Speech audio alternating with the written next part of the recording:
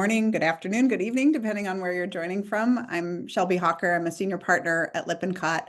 I lead broad-scale brand transformation assignments across different clients in different industries and geographies. And I also happen to lead our activation capabilities. So very excited to talk about this work with you. And so lovely to meet everyone virtually. I'm Emily Gilmet. I'm Shelby's partner in crime and activation, and love to help brands figure out how they really come to life across a range of applications and ways that drive the business. So, also excited to talk to all of you about it here today. For folks who aren't as familiar with Lippincott, we'll start with just a tiny primer on who we are. So we're a global brand experience and marketing consulting firm. We've been in business for a little over 80 years, really sort of founded the concept of corporate identity and have been transforming brands at a corporate level and a product level, et cetera, across the world for all of our time in business. And as our capabilities have grown, the way that we transform and bring brands to life has changed considerably, from really focusing in on that Betty Crocker spoon back in 1943 to the truly dynamic and broad-reaching ways that we think about how to bring brands to life for the likes of Walmart and Starbucks and Google today. Complementing that broad remit that we have today, we have a very holistic toolkit of capabilities as a business as well across brand experience and marketing. And as we think about brand activation, you'll notice that we'll be touching on elements from each of these three areas where we really think about how everything can come together in service of the brand and the business goals that the brand is meant to help to drive. So today we'll be talking a whole lot about brand activation and looking forward to having a think with everybody here around what it means to activate a brand. I think traditionally in the context of a brand transformation, a new positioning or a change in portfolio or a new logo or name or visual system, one might think about brand activation as kind of that moment of launch, and would love to think about it from a broader context in terms of how we build a transformation agenda so that it's something that can truly deliver for the business year after year, and how to think about setting a brand activation mindset that can enable that enduring commitment to bringing the brand and business forward. And then we'll spend some time in Q&A. So looking forward to hearing from you. As you have thoughts and questions, please go ahead and add them to the Q&A as we go, and we'll look forward to addressing things as they come up at the end. So we're going to have a few polls throughout this, want to make it as interactive as possible. So you should have a little pop-up coming up on your screen. And just to set the stage a little bit in a few words, what does brand activation mean to you? If you could spend just a moment to answer that question. It's not a quiz where there's a right or wrong answer, but maybe as such things are. So we'll look forward to your thoughts. I think we give maybe a minute or two for folks to respond on this.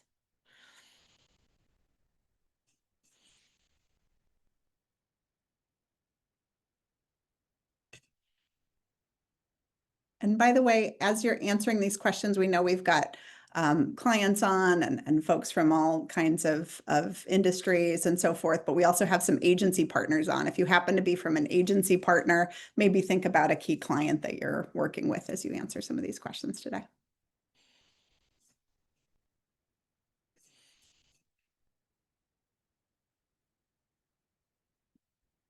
Okay, let's see. And this will be one that we won't be able to display on screen, but curious if Laura and Bridget have some thoughts on some words that are coming through. So the notion of bringing the brand to life, absolutely a key component of brand activation. Doing so through experiences that engage people and build lasting connections. Yeah, absolutely. The way that you're engaging with all of your audiences and your own people is a huge part of activation. What else are you seeing, Emily? I love this idea of making sure messaging and you have consistency that helps things row together, which is a really important thing that we're going to be talking about, getting things out there and seen and heard. The idea of really delivering on the promise is coming up, which is great. I think this group is a sophisticated audience when it comes to brand activation. Love this idea too. It's not just concept, it's moving from concept to reality. Love that. Yeah, yeah, making the brand real for customers and employees. Absolutely. So many ways that we do that. Well, great. So I think many of us in this conversation are marketers, and I think we all have an instinctive understanding that strong brands are really, a huge part of how a business succeeds through work that we've done in measuring the strength of brands. We know that those go-to brands that can deliver on all of the right experiences create a 5 times faster growth rate than those of their peers. Strong brands are, huge drivers of loyalty, enable market expansion, really help you attract talent. There are so many major benefits of building those strong brands. And it's not just marketers that know this. The CEOs are increasingly looking to their CMOs to handle the breadth of the company's growth agenda, which is both wonderful and probably terrifying, right? Where so much is sort of on the shoulders of the CMO and the marketing team, recognizing that the strength of the brand and the growth of the brand often extends beyond the immediate remit of the marketing team as well. So how do you think about using brand and otherwise to really help your peers see how things need to come to life differently is a key part of this as well. So when we think about brand transformations, it's such a major move to make, to reposition or have a new name or new logo or undergo these changes. And typically making those bigger moves is not so much about, just not being stale and having a nice little refresh, but it's really about addressing major business transformations that you're trying to pull off, whether it's about market shifts, new competitive pressures, if you have dramatic changes in your capabilities or in an M&A sort of situation. These are those moments when you go through a broader brand transformation exercise typically. And these experiences are not small. It takes a great amount of budget and resources and time and absolutely political capital within your organization to pull off those kinds of brand transformations. And that's, a big part of why just kind of declaring victory with that new strategy and, having a compelling launch and, and just sort of a checklist of touch points to flip over to the new brand is not really enough. As we think about brand activation, it really becomes a broader exercise in thinking about how to move things forward for the business. So when we think about brand and brand activation, there's a tendency initially to think about defining the brand as your brand positioning strategy or brand platform. What's that brand idea? That's what the brand is, or your logo and your name. But it's really, the brand is really how it comes to life in the experience for your customers, your employees, all of your major stakeholders. It's really, brand really lives in the perceptions and experiences of others, of how it's received in the world. And therefore, brand activation really has to be that fulcrum that makes it brand tangible to enable that business impact to drive things forward. So that's a lot to pull off, right? And that means that as we've thought about what it means to activate a brand, I think traditionally we would think of brand activation as like the next step after doing the foundational work, a list of activities to accomplish, a launch that allows us to declare victory and success, something that's really just owned by marketing and accomplished through a campaign and an event or a set of better experiences that sort of show that we've done something and moved something forward. encourage everyone to really think about brand activation as something that you're planning from the start, that it's really about a set of prioritized outcomes for what you're trying to achieve beyond that list of activities, that it's not just about launching in a moment, but really creating and building and sustaining that momentum over time, something that's not just on the shoulders of marketing, thank goodness, but shared by everyone, which is also, creates complexity and requires really bringing people along, and going from something that's about having a few sort of pops of new things happening to really creating those branded experiences that move the needle on your brand and business objectives. So as we think about this, that's a lot of things, and that's a lot to pull off. And the key to really making it happen in the context of, limited team, limited resources, limited budgets, and a need to really prioritize to move things forward, the opportunity really is to focus. So as we think about brand activation thematically, it's not just about doing a lot of things.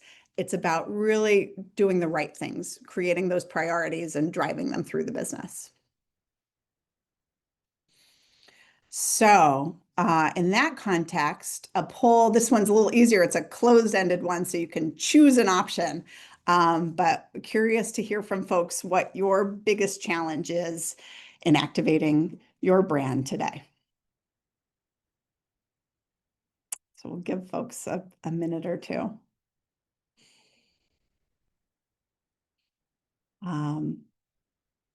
Emily, what's one that's popping for you?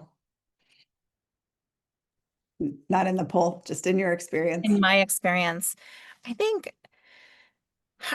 what we've seen, for me, what I see a lot is a couple of things.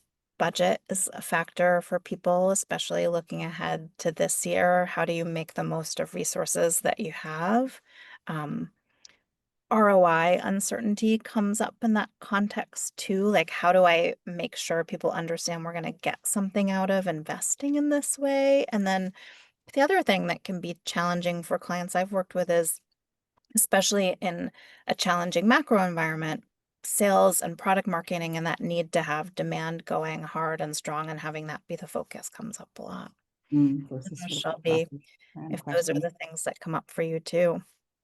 Yeah, I think, it's like how do you pick the biggest challenge among all of these challenges? It's tricky, and I think, with different clients, some of these can feel almost insurmountable. So curious to see what people are thinking.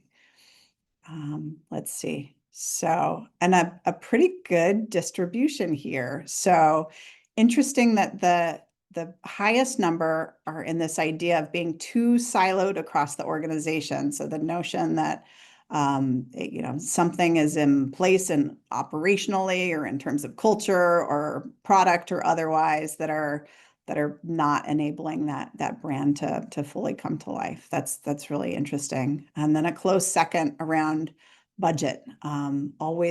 Always a constraint, always a really key thing. And that's where just that notion of prioritizing around a few things, and ideally a few things that are already happening in some form, where the brand can help to sort of focus and provide direction for them. Cool. Anything else, Emily, that you're seeing in the data? I think all of that stuff feels really important. I think this idea of being siloed as an organization is one of the reasons why we want to talk about what a brand transformation agenda could do versus a typical launch plan, because clearly you guys can't do this stuff alone. You need to make sure the full organization is pulling in one direction together. Well, that's a great idea. Emily, why don't you tell us how we create a brand transformation agenda? So this is how we focus and how we pull the organization together. Think about a brand transformation agenda as a to-do list with its strategic and activation hat really dialed on and up. So what do we think about when we think about building a brand transformation agenda? We want to make sure that it is anchored first and foremost in the business needs, all of what Shelby talked about, the whole reason you started to transform brand in the first place. Make sure it's anchored in that, and make sure it's anchored in your brand strategy. You probably put a lot of time and effort into putting it on paper. It has to anchor there. You're going to consider the full spectrum of ways brand come to life. So as marketers, it's easy for us to think about comms, but there is product and there is experience and there's even culture and operations that come to bear. Then, once you've thought broadly, you want to start to narrow in, making sure you know what's going to make the biggest difference for you and pivoting in that particular space. That's identifying your priority pivot. And then, of course, you're going to launch smart. You want to use that launch to create ongoing momentum for yourself. So I'll break each of these down a bit so we can give you more of a sense of how to use them. So anchoring in business needs. It's easy to think about this when you're developing a new brand strategy, but sometimes when you get into the launch of that strategy and the activation, it gets put to the side. And you really want to make sure this is part of that thinking about the ultimate outcomes you want to drive, as Shelby said. So, for example, if you are driving growth and you have a range of new capabilities and the measure of success is increased customer lifetime value, you want to make sure that the transformation and the activation you're putting in place is really going to help increase customer lifetime value. So, keep that at the forefront. The other thing that you want to keep at the forefront, and it can be easy to lose this too, especially when you are getting past launch and you're thinking about ongoing momentum, is that brand strategy that you put in place and you really fussed over every word and you made it really perfect and you've gotten there. It's sometimes easy for the organization to lose this, especially over time, but this has to be at the fore. This is the strategy you set and what you're trying to stand for and what you really want to own. We want to make sure people see this, know what to do with it, and as a bunch of you said, know how to really bring it to life across all of the applications that they own. All right, so number 2, full spectrum of ways brand comes to life. And what is that spectrum? We've put this into 6 buckets or 6 things that you can really think about. Brand comes to life in the audiences and partners that you prioritize. We can all spend a lot of time thinking about brand as connecting us to our customers, but it helps us with investors, it helps us with analysts, it helps us with decision makers all across different parts of businesses. It helps us with our recruits and the people that we want to bring into the organization. So we really want to make sure we know who has to understand who we are and what they think about us. Visual and verbal expression of the brand, critical way it comes to life, is your visual expression conveying who you want to be? Is your tone of voice doing the same thing? You may have some of those pieces in place, but maybe not all of them. And as you all said, making sure the organization understands it and is using it, you might not have all of the training or tools you need to help people use them with consistency. The story you tell, the marketing that you have in the market, the places you're showing up. Sometimes we can be very focused on ads when for our B2B clients, trade shows, industry publications, those are key ways that people understand who we are, making sure you're really good at the story you're telling and where you're telling it. And then going beyond our marketing remit to the experiences that you create for audiences, online and off. How are you engaging them? What is the sales process like? What is the onboarding process like? All of the ways that they experience who we are, really feel it. Product, services, and innovations, the things that you offer them, the things that they're buying, that says all about who we are and what we stand for. We want to make sure that's working for us. And then employee behaviors, the culture you have, and even the operations that enable change. That's a key way brand comes to life too. If your employee base doesn't believe in energy and happiness, if that's your brand, that's going to be a challenge. People aren't going to feel it. If you are promising simplicity and that's what your brand is all about and your operations are complex, that's not going to let you move forward either. So it's important to think about those pieces of the puzzle too.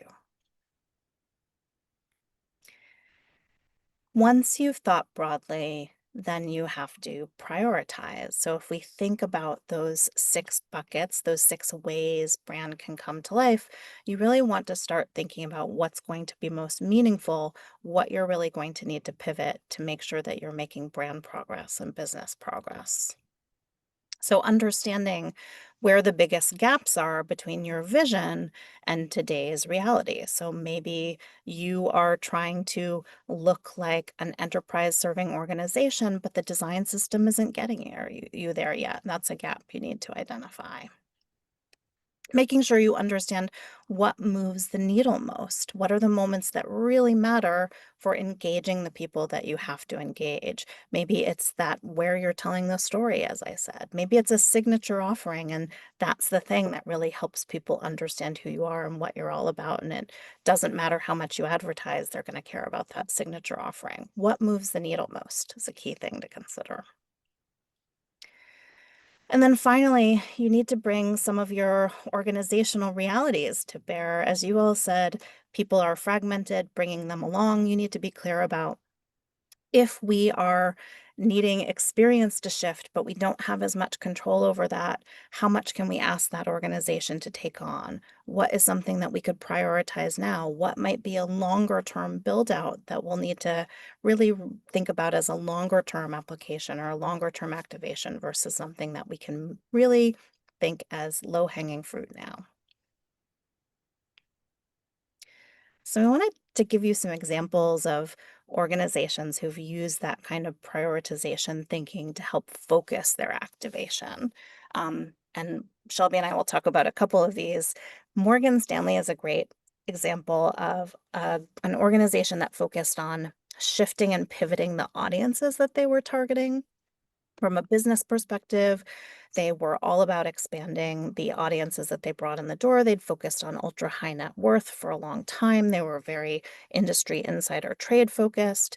From a business perspective, they shifted. They bought E-Trade. From a brand strategy perspective, they shifted and they started to think about the power of bringing together different capabilities and collaboration. And from an activation perspective, that meant that they did a lot of things that were targeting audiences they hadn't thought about in the past. So making sure that they had a broader consumer base they were talking to versus just focusing on trade organizations. They had a big brand campaign. They hadn't done that in a long time because they hadn't really thought about focusing on a broader set of consumers who needed to understand who they were. So that was a real audience pivot they made. PBS is a great example of an expression pivot. So, a couple of years ago, they were really thinking about how they were going to survive and thrive in the new digital watching environment we all live in. And for them, they had a brand strategy that was about showing up as the thoughtful, thought provoking organization they'd always been, but for everyone and everywhere they needed them to be. And they really used expression tools like a signature color that they hadn't in the past and some really fresh design to make sure that there was a consistent, recognizable through line, whether you were accessing them on your um, Apple TV or whether you were accessing them on YouTube, wherever you would find them, they wanted to be visibly very present. And that was a key pivot they made. This next, Nucor, is a great example of a story pivot. So, Nucor, steel company, commodity space, they had a special secret sauce. They had a great way of manufacturing steel in a way that was greener and cleaner, but they hadn't told that story. So, they made their brand strategy all about made for good.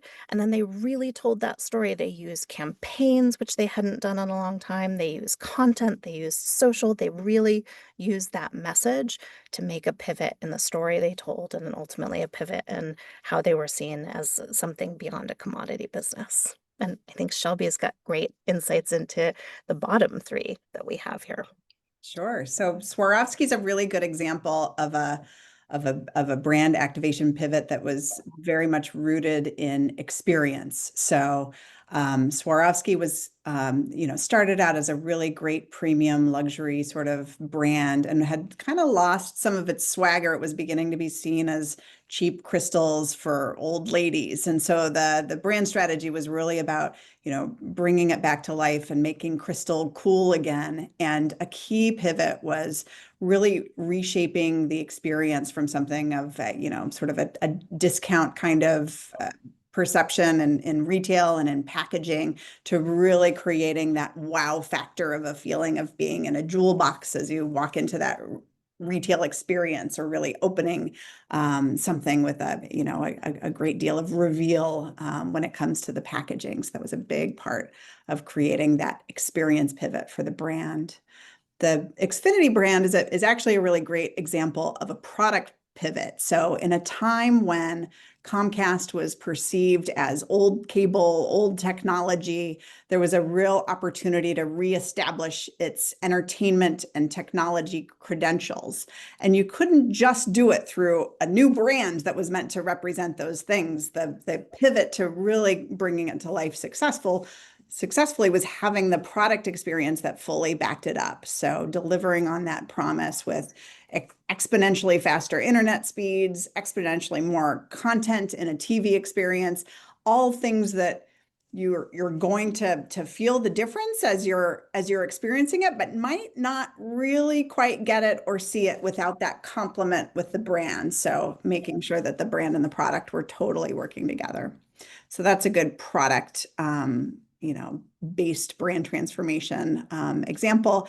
And then Citi is, I think, a good in the banking industry, a good example of a major transformation that's rooted in culture. So with over 200,000 employees globally under this idea of a brand idea rooted in enabling growth and progress, the pivot for Citi was really in bringing together a unified culture. So no matter where you were as an employee, you were going to experience growth and progress as an employee. So delivered through the brand experience for you just as much as you were expected to deliver that same brand experience externally for your clients and customers. So lots of ongoing work there to create that branded culture through different kinds of programs and experiences for employees, including what's captured here is the CEO sponsored Progress Awards, which is an innovation competition that's really about reinforcing those brand commitments and creating that brand culture. So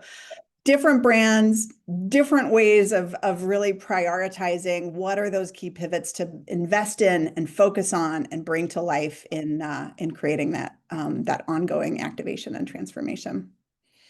And not having to do everything at once gave them some real freedom to make sure that they were doing the job that they took on really well.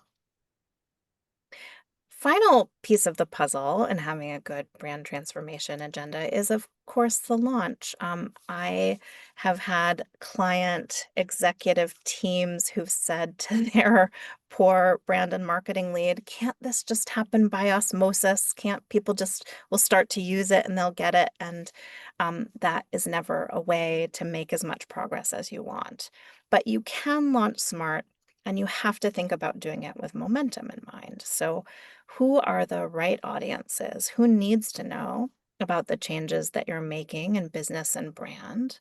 Making sure there's a really strong why for those audiences. Why does it matter for them? Why does it matter for the business? This is really critical. If you don't have a strong story about why, if you just change a logo or you suddenly look different or a product that people loved went away without a story about it, that's where we get in trouble. And we've actually seen some brand activations in the market that have been a little tricky recently because they didn't have that strong why behind them.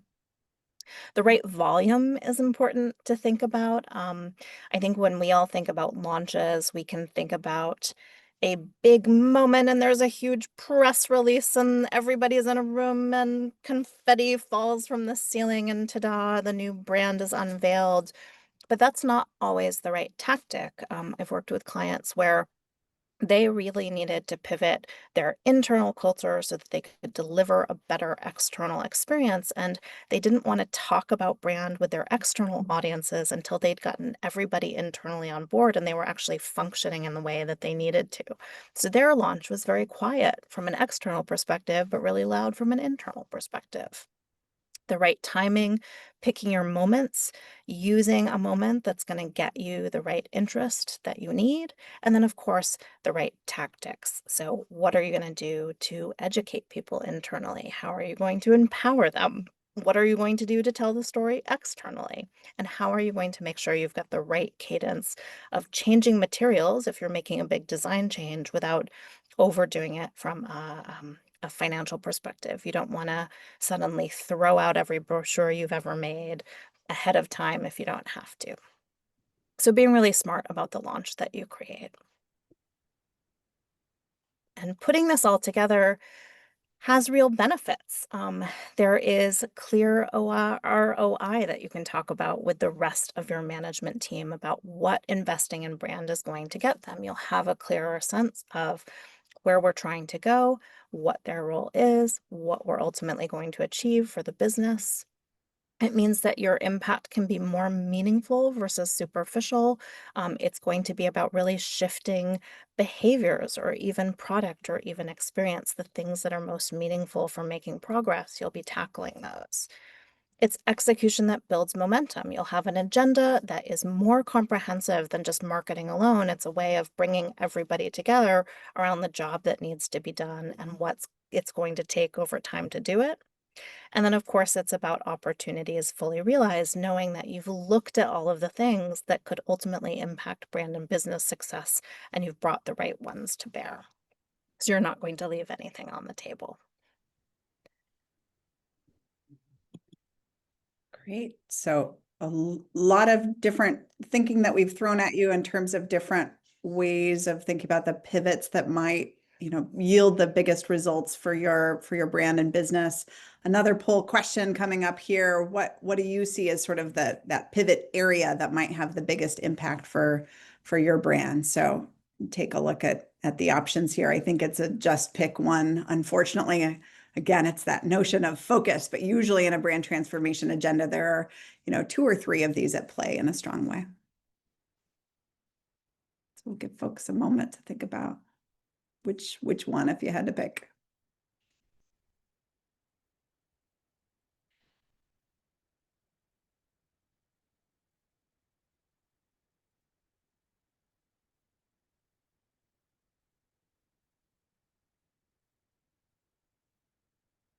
Right. We've got Bridget monitoring in the background to see as people are responding when to close the poll. It looks like she's closed it. Okay, let's see. Wow, interesting. Two really spiking here, I think. Let me scroll down. Yes. The experience that you create for audiences online and off, absolutely huge. That the way that we're experiencing brands today has shifted dramatically over the last, 10 years, 20 years, and is in the middle of another monumental shift in the age of AI. So a huge part of what we're spending time thinking about on behalf of clients and brands as well. And then employee behaviors and operations that enable change. So really making sure that the people and culture are behind it so that you can really bring things forward as an entire organization. Super interesting. I love, I'll just say I love seeing that experience focus that everyone has. If you wonder what we do for fun at Lippincott, we had a happy hour moment as a team the other day where we were talking about big shifts from AEO, and we were really talking about the criticality of experience in this moment, as Shelby said, making sure that the brand story you're telling is very consistent, that it shows up in the experiences you're delivering so the people who experience them can tell that story too and create this virtuous cycle that really helps you have meaning in this new AI enabled search space. So glad that everybody is on that same page. And if you haven't watched our prior webinars, I think our colleague Tom has a great one that talks a little bit about that too. Great. And so we're nearing the end of our canned presentation here today, and looking forward to your thoughts. So keep populating that Q&A. But just to wrap up a little bit on this, the wonderful and the terrible of this is that brand activation truly is never done. It's not a moment in time. It's not a single thing that happens and then you get to rest. Unfortunately, we never really get to rest because on the next page, activation is really an ongoing mindset to apply every day, across the business, across how you're delivering for your customers and for your people. So a few kind of reminders of things that we've talked about on the next page. Just making sure that as you're approaching brand activation and thinking about how to really make the brand tangible for your customers and for your people, you want to make sure that you're first absolutely anchoring in the business outcomes that you're trying to solve. These are big undertakings, and they really have to be in service of how you're trying to move the business forward. Your brand strategy should absolutely be an expression of your business strategy, and therefore your brand activation needs to be anchored in the outcomes that you're trying to achieve as an organization. Got to think about the full spectrum. So if you're being asked to unlock growth for the whole organization, you need to have the whole organization behind you and think about all of those potential pivots and levers that you need to make sure that you're realizing those brand and business ambitions. So you got to identify those priority pivots, and then, brand activation. We sort of started out by saying it's not just about launch, but I tell you what, launch is also very important. It's a really critical moment in time to build that momentum and set the stage for the breadth of your activation agenda. So really important to do that too. And kind of in summary, in a world where the pressures are nonstop and you're being asked to do more all the time, asking more of your teammates, the nice thing is there's an opportunity to succeed more by doing less. So activation ultimately isn't just doing a whole bunch of things on a checklist. It's really about choosing the right things and bringing the whole organization behind you to move the business forward. So that's our take on brand activation broadly. Let's give a few minutes for folks to further populate questions in the Q&A. We've got some time left on our hour. Let's see. I see a question coming through from already. Is it ever too late for the activation agenda? Maybe there was a brand that launched 9 months ago with an inexperienced team, and there's an opportunity to do more.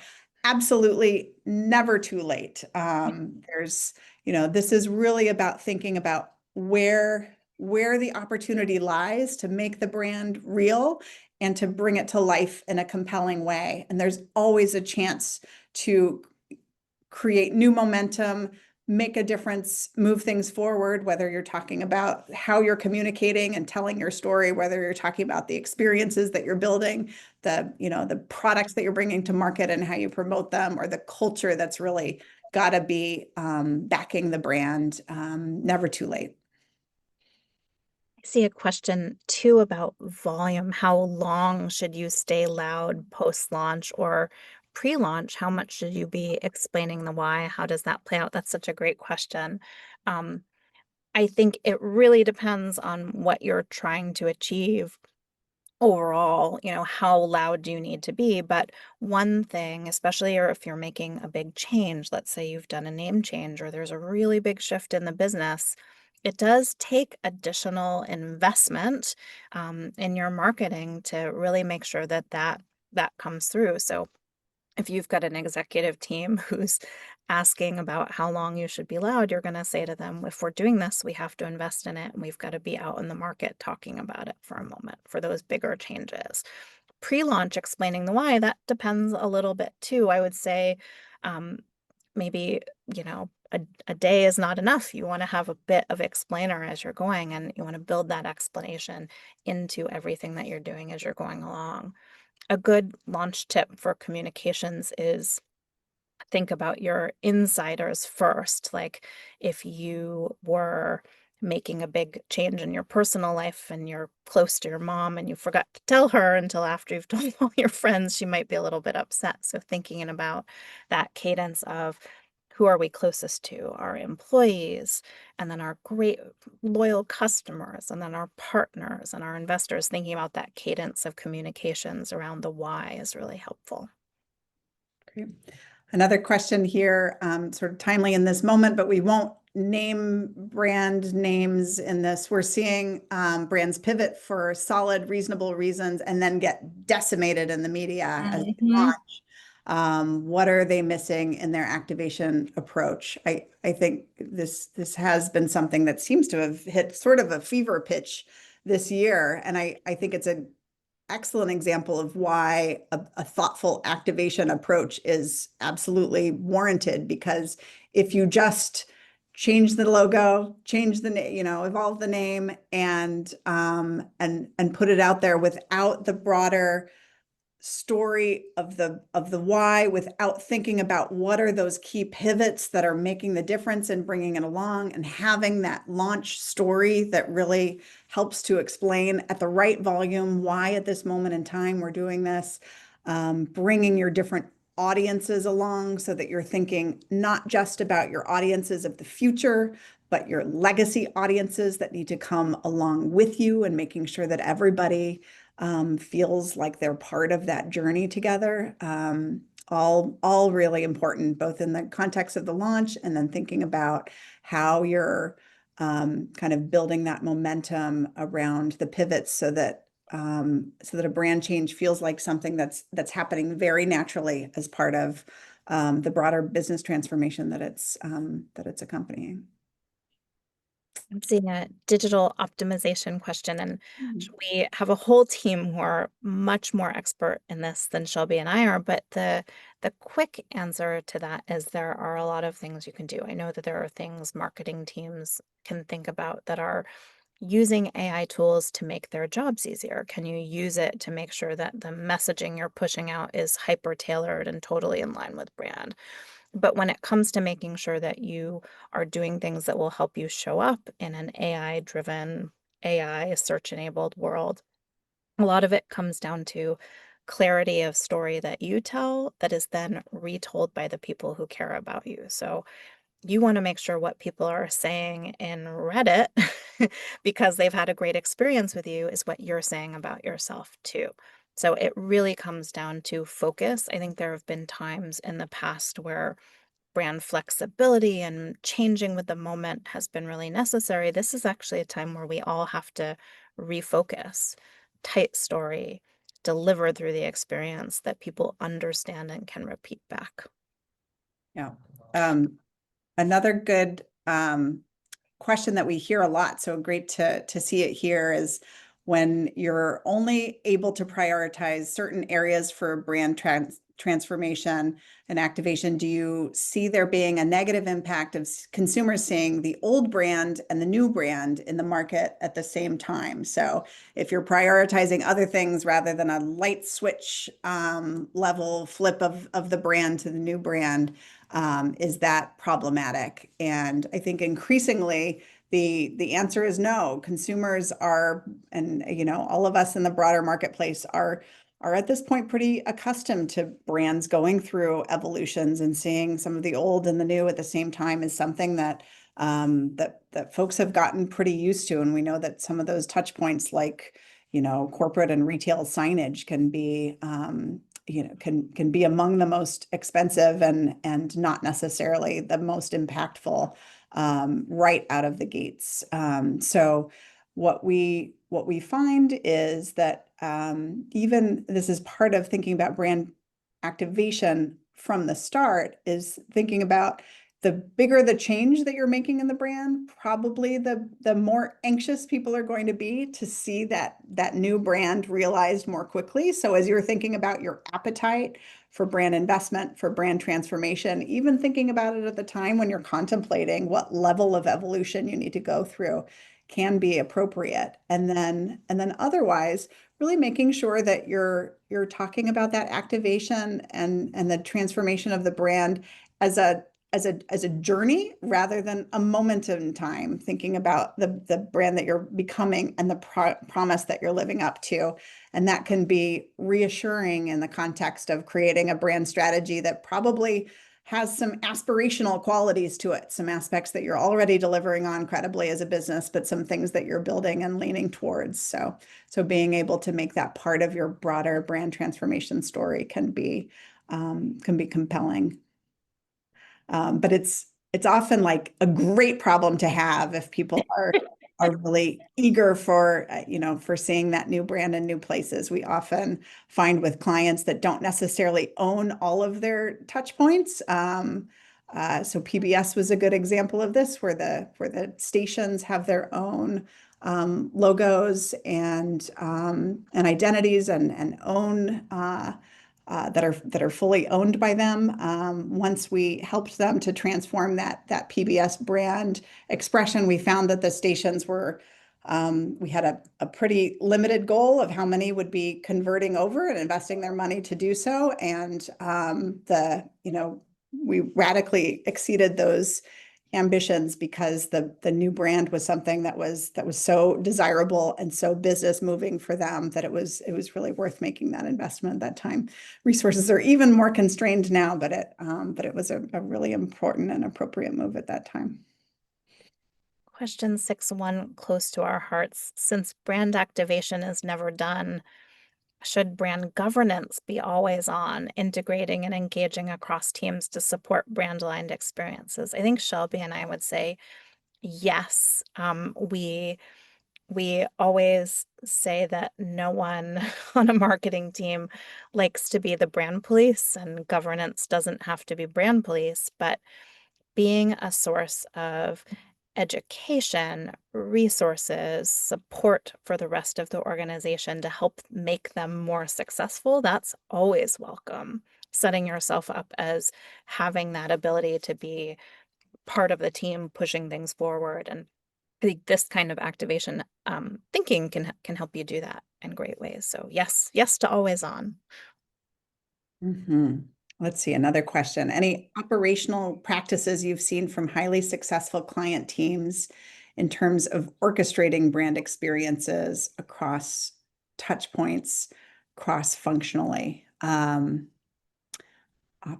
practices, organizing brand experience across it. I think it depends so much on the organization here in terms of how much is centralized and how much is more sort of distributed in terms of the ownership of some of those operational touch points and things. And I think that, this is where that notion of really creating focus around a set of priorities and then engaging the leadership team, not just the marketing team, in really being responsible for producing those results together. So making sure that everybody is really bought in on those particular operational priorities, understand what the outcomes would be in terms of the lift for the brand and the lift for the business, and then using that momentum to come together and make them happen. Anything else you'd add on that operational point, Emily?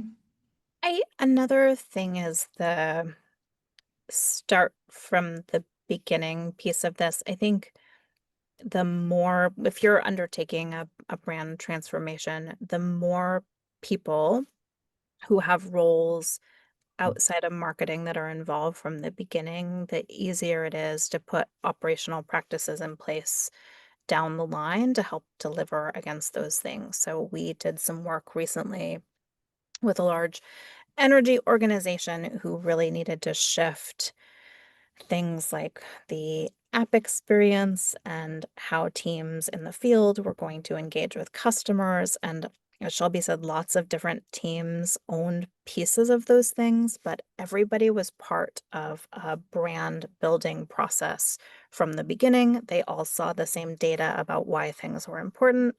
They all saw the same data about why doing certain things would move the needle, and that has helped them come together in a range of work teams, more integrated work teams to address some of those things. So lots of different ways to do it, but I think it comes down to putting more different people in the room together than you typically would for a brand or marketing initiative and making sure that they understand the goals and why they're important, and that helps people moving forward. Might not be the most satisfying answer, but it's helpful to think about that.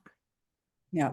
And we'll take one last question here, coming through as what's one of the most underappreciated activation tools for bringing a brand to life? And I think I'm going to cheat on this one by kind of claiming a full pivot area, but I think the employees are probably the most powerful here. So once you can really motivate them, help them see themselves in the brand, understand what it means to deliver, not in terms of like very specific expectations, but in terms of like an overall buy-in to the brand experience that you're trying to create externally. That'll mean that you don't have to do all of the work yourself, that each employee within their given responsibility has an ownership of the brand and an ability to help to deliver it externally as well.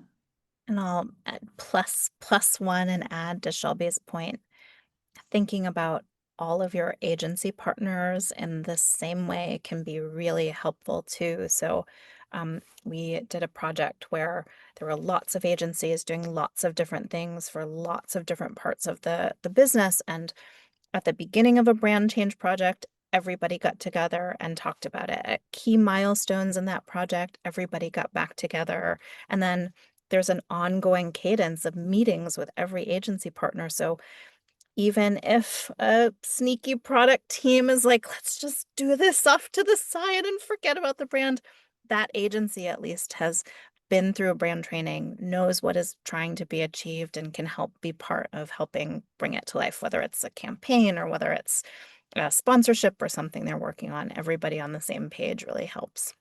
Mm. So thank you all so much for joining. We know that that was probably a lot, but also sort of high level as a conversation like this must be. If you have more questions or specific questions about something happening with your brand or something that you're trying to activate in the marketplace, please do reach out to me or Emily or really anyone within Lippincott, and we'd be delighted to help you think through it. But good luck activating out there every single day. Oh, it's exhausting. It's daunting, but it's part of what we must all do. And thank you for your emojis and your thumbs up and your claps. It's really heartwarming to see all of that. Thank you all so much.